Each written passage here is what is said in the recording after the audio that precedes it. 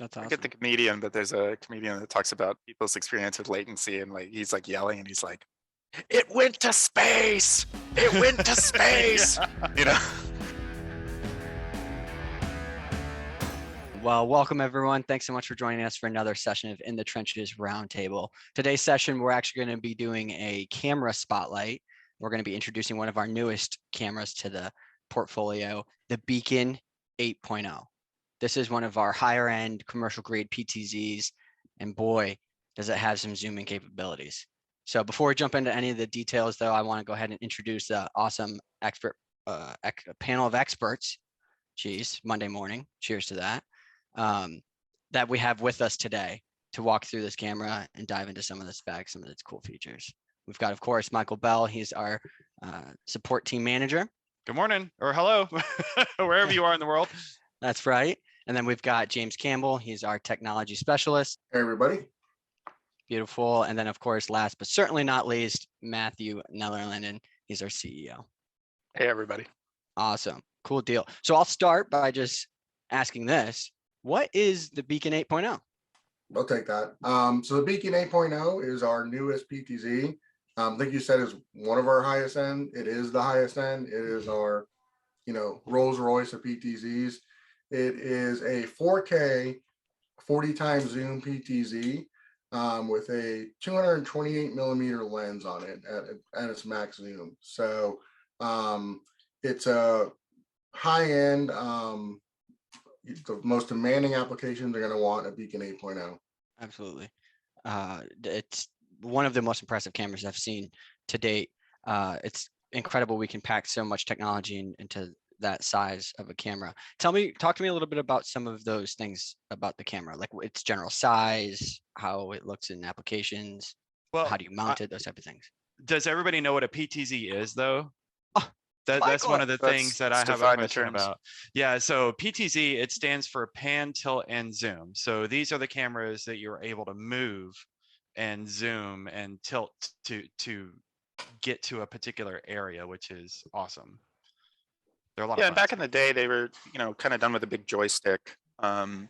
Most of that's gone digital now, so it's like kind of a joystick on the screen. You press buttons to move it, left, right, up, down, zoom in, zoom out. Yeah, so PTZ allows you to have an extreme amount of control at what the camera's looking at. PTZs have a lot of different applications. So some people buy it because they want to see things far away, just like the Beacon's really good at. Number two, some people use them as, you can imagine if you have a full-time guard, or, you probably have seen PTZs if you're walking through an airport, or, somebody who needs to go and say like, what's going on over here? Let me zoom in and check it out. So it's a typically a camera used to gather details rather than look at it full scene. There's also a ton of other features with PTZs. You've got some form of patrols, presets, all this other stuff that you can use to help control the PTZ, and go into those here too. But anybody who wants to get further detail on a scene, a PTZ is an awesome choice because you don't have to have static cameras everywhere for that. Yeah, it's a great addition to a system that you currently have set up. That maybe you have fixed lens cameras that are recording your property, but yet if you want to take a closer look at the front gate, or there's somebody who's sitting at a desk who kind of sees something suspicious and they want to use that camera to get a little bit more detail about what's going on in that particular scenario that's happening. It's somebody sitting behind one of these is usually pretty important. Gotcha. So it's supplemental too in most cases. In most cases, yeah. I wouldn't use it as a one camera to view an entire area. Gotcha. It's not made for that. Yeah, I mean, let's talk about, you ask like who's going to use it, and there's a large variety on that. So let's talk about a couple of like specific use cases. Please. First off, this is the most long range of every long range camera that could be long range. It's just incredibly long range. So you're going to be able to detect a human body. So you're going to tell inside the video that this is the shape of a human up to 2 miles away. That's an extreme distance. Massive That is distance. insane. Matt, 2 did you miles. say long Than distance? any other camera. Yeah. So this is the long distance of the long distance of the long distance. This is the It's long distance camera. crazy.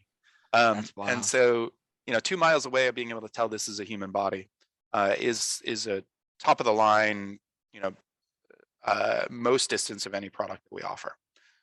So if you're looking for long range surveillance, obviously this is the right product for you. But it's not the only thing that it does. It doesn't just zoom in and zoom out. PTZs have a whole host of other functions. James mentioned a couple of these others, like patrol.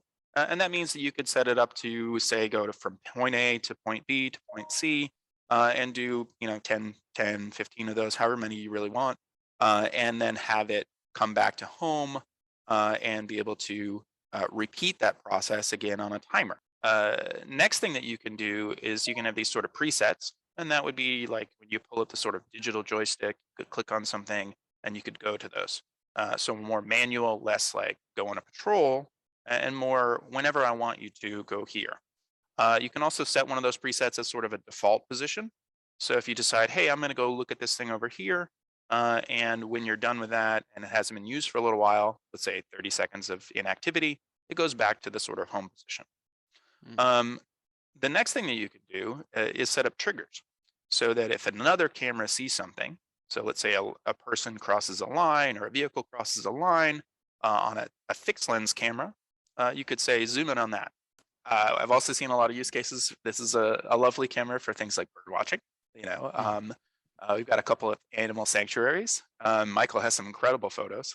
I just found some more deer that I was tracing with my lookout the other day. It was awesome. That's what I use mine for, looking at animals.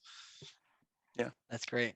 So use cases can span the spectrum from the smallest things like bird watching or animal watching all the way up to, the most secure sites that need this long range capability, right?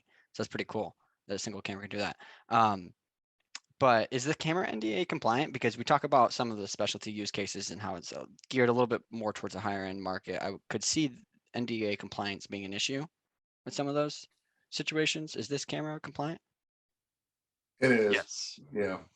and just for anybody who's watching who doesn't know what that means, NDAA is the National Defense Authorization Act, and it prohibits you from using certain camera companies that are directly or indirectly managed, directly owned or indirectly managed by the Chinese government itself. So there are some manufacturers that have really strong ties with that government and who the US government feels is not safe to put on your network. Gotcha. But this one, it's good to go. Yeah, this one's good. Yeah. Cool. Sweet. Good deal. So we talked a little bit about what a PTZ is and why people would use it. But we didn't really cover how you actually interact or interface with the camera. Could we walk through that? Like, how do I even actually use the PTZ once I have it? Yeah, so I can actually help out with that. So there's multiple ways. Directly on the NVR itself using a mouse and monitor connected, you can pull up the PTZ screen and you can have all of the PTZ options there, zoom, focus, moving it around 360 degrees, however you want to do it. That's, to me, that gives you the most accurate and up-to-date connection to the camera. Sometimes if you try to use a CW Go, for instance, and you're using it on your phone or a tablet, you might have a little bit of a delay.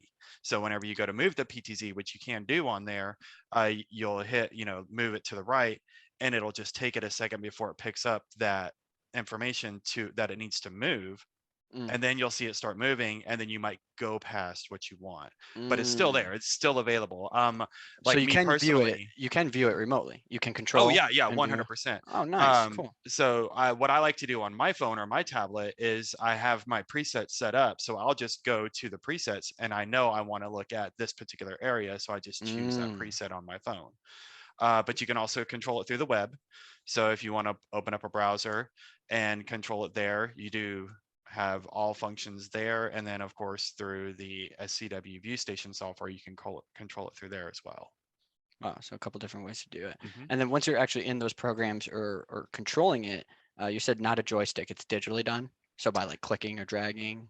Correct. Yeah. Like So you'll see it's got like an 8-pointed compass, I guess is the best way to say it. And you'll have up, down, left, right, and then you have like the catty cornered, hey, go north by northwest and Right. south by southeast and all that. Gotcha. So it still gives you all the functionalities to be able to control it fully. Oh, 100%. That's great. Yeah, and another form of controlling it that I really like that is kind of a little lesser known of a feature is called the I think it's called 3D positioning.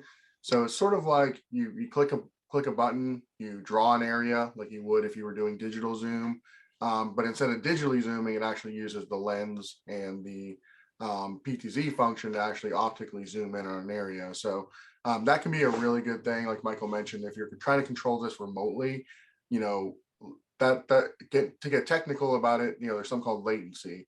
So that's the time it takes for that video to reach you to your smartphone. Now, if you're there on the local network, there's very little latency, or there should be very little latency.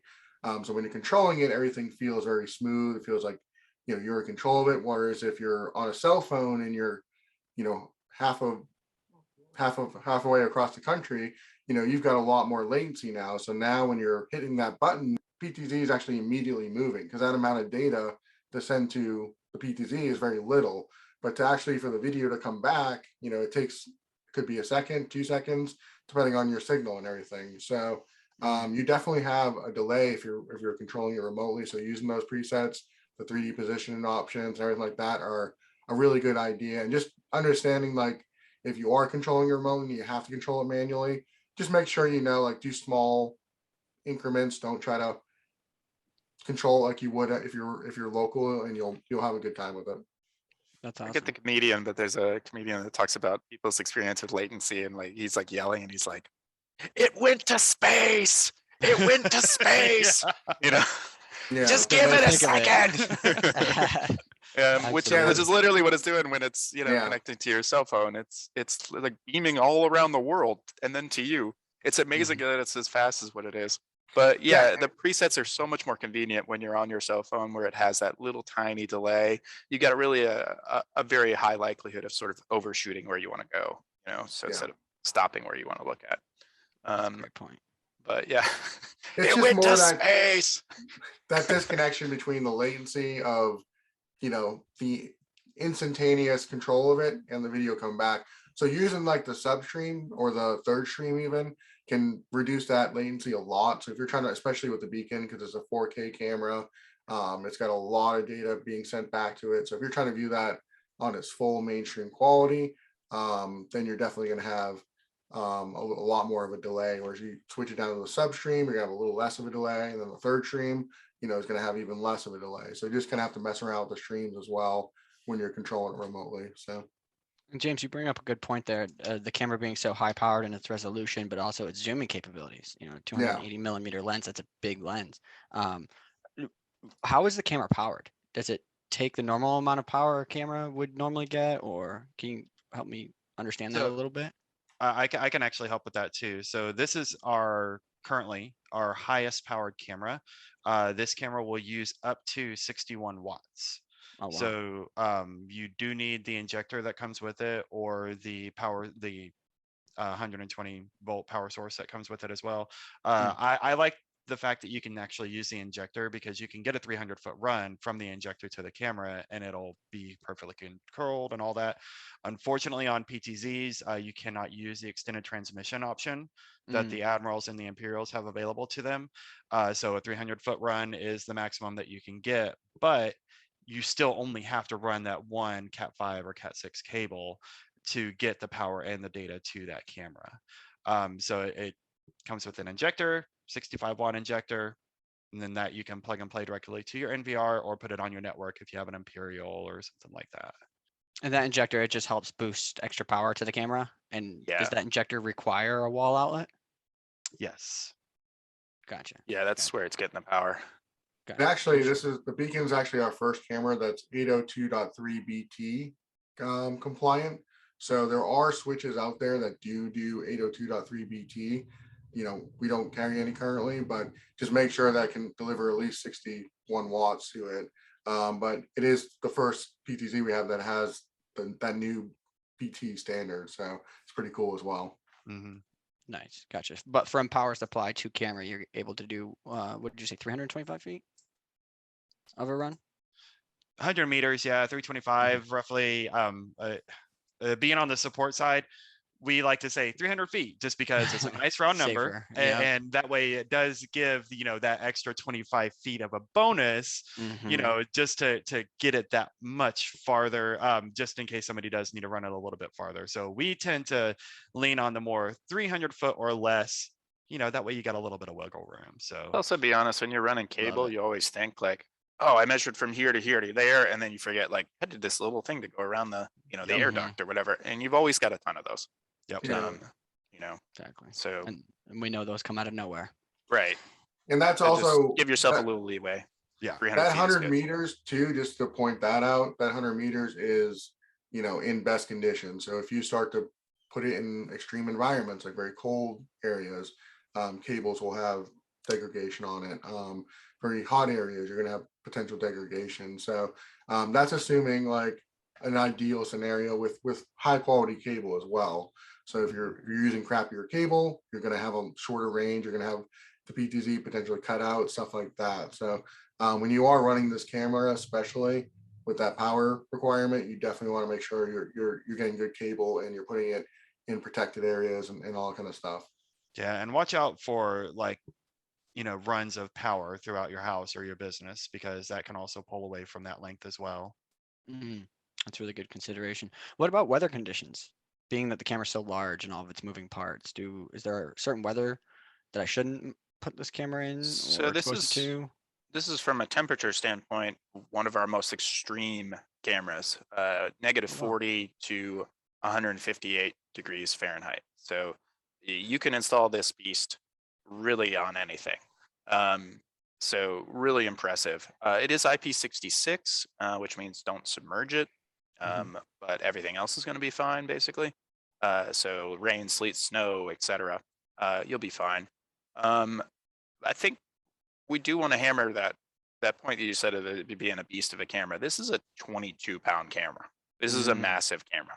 This Mhm. is huge. It's difficult to carry. It's Mhm. difficult to mount. It's a big camera. This is an amazing camera. I cannot say that enough. Like, just using the one here at the office, I am blown away at what it can do and what it can see. It's an amazing camera. It's really, really incredible. I Yeah. think one of the things about a 4K PTZ as well, obviously 4K, the actual resolution compared to other PTZs gives you more range in general. But what a 4K PTZ allows you to do as well is not necessarily to, in some scenarios, especially medium range, you don't necessarily have to zoom in quite as much as like our Lookout 2.0 or the Watchkeeper 4.0, because you'll get more detail from a wider area with it too. So it's like you're getting best of both worlds with it. You can zoom in more, obviously, and you got higher resolution, but sometimes you don't even have to necessarily zoom in quite as much because you've got that resolution. So it allows you to capture a bigger scene with this camera, ironically, too. So Well, I was Yeah, I just going to mean, ask that. I mean, tell us how does the beacon really compare to some of the other PTZs that we offer? Because I know we have the Watchkeeper 5, which is a 5 meg, right? yeah, format the Watchkeeper 4. 4, sorry, 4 meg. So like when you look at our what I would consider our commercial professional, PTZs, the longer range ones, we got the Lookout 2.0, we've got the Watchkeeper 4.0, and then the Beacon 8.0. So the Beacon 8.0 is obviously the longest range and everything like that. The big thing you get with it, besides just the 228 millimeter lens, which it's almost 100 millimeters longer range than the Lookout, but the Lookout tops out at 500 feet of IR coverage. The Beacon has 820 feet of night vision coverage, so or range. So not only are you getting the physical range from the lens and everything like that, but the IR ranges are best on any of our cameras right now at 820 feet. So and then the Watchkeeper, is kind of probably the slightly less range than the Lookout 2.0, and it has 325 feet of IR. So each step you're making, you're getting longer range with the lens and everything like that, but you're also getting higher IR range, which is just as important on night applications, of course. So Yeah. I mean, And if just you were go ahead. if you were to compare directly a person that's at, let's say, a 3-degree angle of view with the Lookout, you could have that same quality, that same pixel per foot quality, of that person with the beacon at something like 12. So you're able to, or even zoom, greater and get much higher pixel density. But that angle of view, really does enable you to see a bigger part of the scene, and that higher resolution enables you to be able to get that. Yeah, Sorry, and Michael. just no, yeah, and just to kind of reiterate a little bit of what James was saying about being able to detect and identify people at a certain range, like the beacon, like you said, it can detect somebody at 2 miles away. It's insane. The recognizing that it is a person, or that's 2,500 feet, and the identifying somebody is at 1,500 feet. That's what the Beacon 8.0. Just to kind of put in context, both the Watchkeeper 4.0, which has a 22 times zoom, and the Lookout 2.0, which has a 33 times zoom, that will detect that it's a person at 1,000 feet. That is 500 feet less than identifying a person with the beacon. It is so crazy. Yeah, and let me define those terms for anybody not aware how our industry uses those terms. Detect, I can tell that a human body is in this photo. Can't tell you who it is, but I can say that is the shape of a human. Recognize, I can say I've seen this person before. Maybe I don't have enough quality to be able to tell you if they've got tattoos on their face or they've got beard or a goatee. But I could say this looks similar to some other photo that I have of a person. And then identify, this is where I've got enough clarity to be able to describe actually how somebody looks. Do they have glasses? Do they have facial hair? What does their haircut look like? Anything that you might be able to give in terms of giving a description to the police so they could produce a sketch, high enough quality to be able to do that. That's how we use these terms. It just still blows my mind. I'm sorry. It's I love incredible. this camera. Yeah. No, that's great. That's great. And now that we've covered pretty much all of our bases, is there anything else that we should be considering or really think of when it comes to the beacon? One thing I will say about the range is conditions matter too. So Yes. when you're talking 1,500 feet away, you definitely want to consider, okay, fog is going to negatively impact the range. Any kind of weather, rain, snow could potentially affect that too. Just as a heads up, because once you're, I mean, I honestly think this will probably be the longest range PTZ we ever had, because once you get above 2,000 feet, you start to deal with like that heat signature, especially when summer starts to hit, where things get a little wavy. You kind of lose detail because of, I don't even know why that effect happens, but it happens with every kind of, you've seen it in binoculars and all that kind of stuff. There's a limit to, what detail you can get from distance. So, 1,500 feet is, for recognizing a person, is insane range, as we said. But, just do keep that in mind, that conditions matter. That's kind of my only last kind of point there. And secure it. That is a heavy camera. It is such a heavy camera. Well, that's a good point. And now that you mention it, how can we mount it? Can we mount it in different ways, or does it come with any built-on mounts? Or So by default, we don't have a default mounting option. I would say 95% of people use a wall mount, which is just what we see here in this image. And you can still do this on pendant mounts and corner mounts or anything that you want to do from there, but there is no default, just because everyone has their own option for that, for sure. Another thing about environment too, I'd like to point out, is that making sure that this camera is securely installed, so your mounting arms and everything like that are completely secure to the building, is a really big thing too, because any kind of wind and stuff, it's obviously gonna be able to try to resist some form of wind.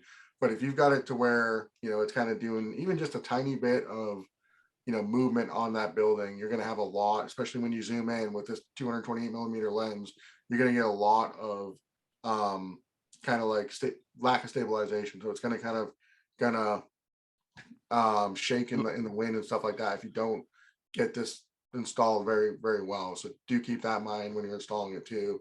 Make sure everything's tight, make sure there's no wiggle room, especially when you're on poles and stuff like that. That's where that usually can occur, because the pole itself, you may secure that PTZ directly to the pole, and that those bolts and everything like that are as secure as you can be, but then that pole is not cemented in well enough, or it's just age, and it's just the pole itself is now moving, and now the PTZ is doing like this, and it's going to give you a bad image, because even if you're trying to set it steady on an area, it's going to move, and it's going to kind of travel around.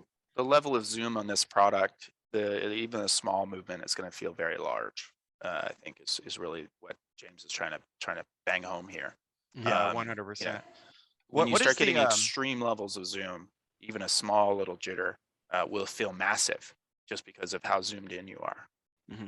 yeah, the thing that it just coming back to my personal use of a PTZ, that knuckle that holds the camera into, I have a short wall mount for mine, and I don't know now. I don't know what that piece is called. James, do you remember where you screw it into the actual mount itself, and then the camera goes up and twists into place, and then you I tighten probably need to it's- see the picture, honestly. Yeah, it's the piece that comes in the box.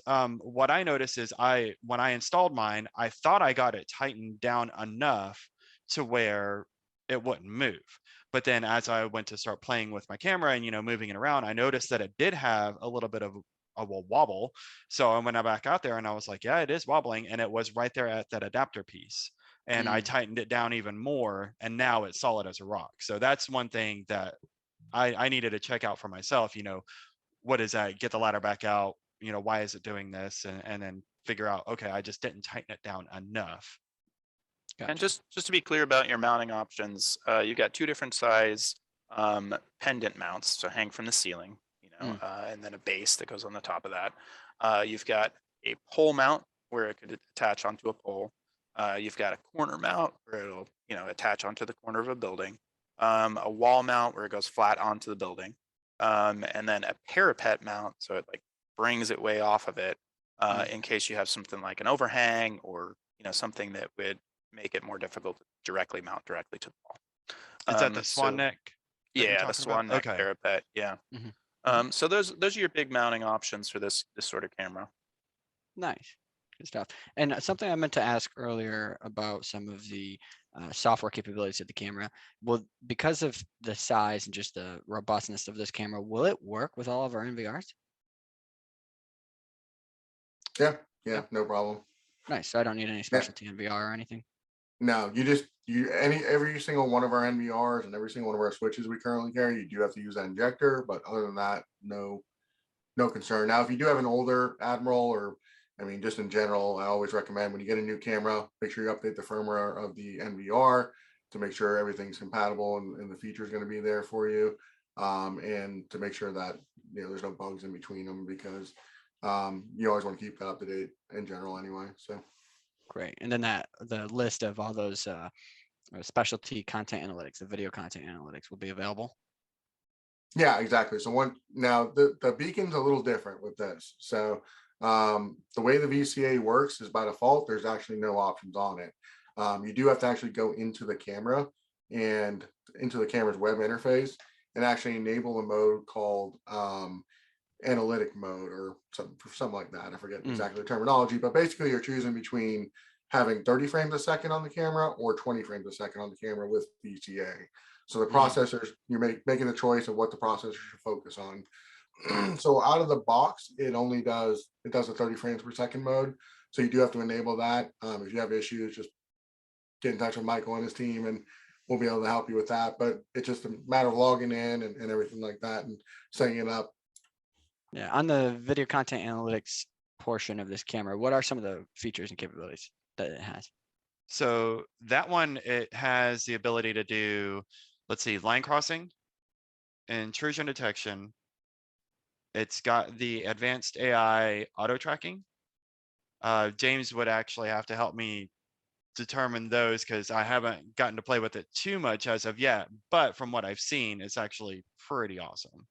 Yeah, so it's got if you're familiar with what we talked about with the Watchkeeper or any of the videos we have for that, it's got the intrusion detection and line crossing that is also AI enhanced, so it will be able to detect if a person or a vehicle is crossing that line or going into that intrusion zone, and then from there you can trigger auto tracking from that. So the general auto tracking mode is the same as every other general auto tracking mode.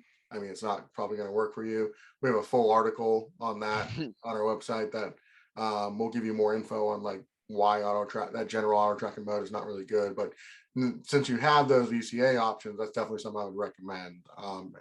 Using those instead of that general auto tracking. And also remember significant improvement.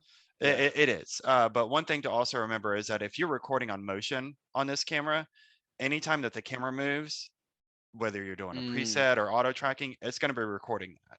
So just because the image is changing, it thinks, okay, I need to record this. There may not be a person moving in that, but it is going to record because there is actual motion happening. Wow, that's a really good point. Thanks for mentioning that, Michael. So something to consider for storage capacity if you're looking at this camera. 100%. Just to kind of come back to a point that James made earlier, and or maybe it was Matt, where we were using the presets and having another camera trigger that preset. That's one of my favorite things, honestly. If you set up line crossing on a camera that is focused on a certain area, does not move, fixed lens camera, maybe it's a warrior or a deputy or something, you put a line across there, and then you say, if something trips up that line, have that camera zoom in on that. That way you can get the detail and you're not having to sit there behind a computer or right there at the NVR. It's just doing it for you. And Yeah, driveways, external doorways, stuff like that. That is just the greatest thing. It's an amazing feature.